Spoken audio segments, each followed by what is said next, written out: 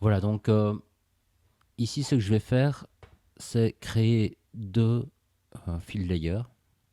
Il y en a un qui va être rouge, voilà, et il y en a un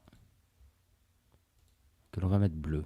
C'est juste pour que vous voyez, moi je trouve que ce qui est intéressant, c'est que vous voyez bien comment fonctionne euh, ici le mask editor.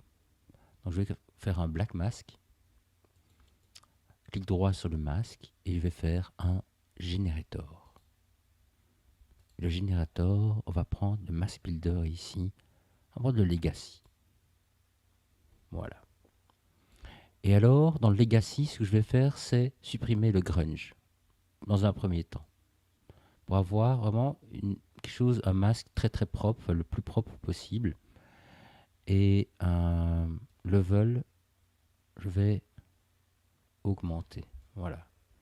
Donc ici, je trouve ça assez intéressant euh, de voir vraiment comment le masque se place. Donc voilà, avec un Alt, clic gauche dessus, je peux voir la répartition. J'appuie sur M, je reviens.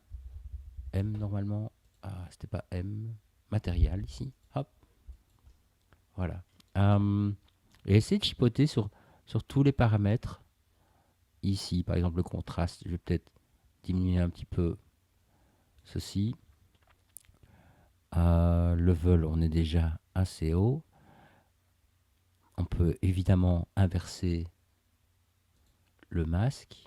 Ça veut dire que tout ce qui est, par exemple, en rouge, ça pourrait être du chrome, par exemple. Et tout ce qui est en bleu, ça pourrait être de la rouille. Vous voyez. Euh, et alors, ici, on a, si vous avez des problèmes de couture, si vous voyez les cimes, vous pouvez toujours activer ici le triplanaire. Donc le triplanaire, en règle générale, euh, enlève toutes les jonctions qui ne seraient pas top. Mais ici, je n'en vois pas, ça a l'air d'aller. Le grunge, ça vient mettre un peu de chaos, voyez, à votre masque. Donc ça, c'est chouette. Et l'ambient occlusion, eh bien l'ambient occlusion, elle vient se placer ici, là où il y a un angle, là où il y a une rencontre entre deux volumes. Je vais essayer de vous donner un exemple. Donc là, on voit par exemple qu'il n'y a pas d'éclairage là-dedans. En réalité, plus un volume, plus une surface se rapproche d'une autre surface, et plus on va avoir une zone ombragée. Donc ça donne des résultats assez jolis. Et donc on peut, ce sont des maps que l'on peut ajouter dans un jeu. Comme ça, on optimise l'éclairage et pourtant on a des volumes qui sont bien contrastés les uns par rapport aux autres. Vous voyez. Donc ça, c'est assez intéressant. Et donc ici, ben, c'est ce que fait l'ambient occlusion. Donc si j'augmente à fond, voilà, quelque chose de même de très dur, eh bien on voit bien comment ça peut être géré cette histoire.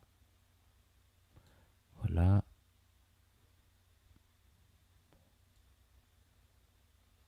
Leur curvature, ça va jouer ici sur toutes les arêtes. Voilà, si on veut vraiment avoir quelque chose d'usé à ce niveau-là, on peut augmenter ou pas l'effet. Quelque chose de beaucoup plus net, comme si le métal s'était usé. Le bleu, imaginons que c'est du chrome, comme si le métal s'était usé vraiment sur ces petites parties-là visibles. On le voit ici sur la ligne, ici le curvature. Voilà, je ne vais pas passer tous les paramètres en revue, mais l'idée c'est de regarder, tiens, ben, rien qu'avec ça, qu'est-ce que j'arrive à faire juste avec ça. Et donc, après, ben, ce qu'on peut faire, c'est, imaginons, prendre, je crois que j'avais vu un truc dans la base ici de la rouille Metal Rust. Imaginons que je vais essayer ceci. Hop. Alors, je ne sais pas si je peux faire qui m'aurait plu, c'est un copy-paste, mais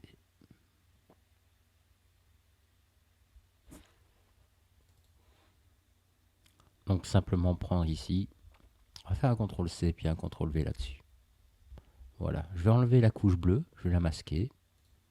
Voilà, et alors là, on a de la rouille qui apparaît aux endroits, au point d'usure, vous voyez. Et, euh, et là-dessus, je pense que c'est un calque qui utilise du hate normal. Je vais regarder ça. Hop, hate. Voilà. Vous voyez le hate, ce qu'il fait. Je pense qu'il y en a un peu beaucoup.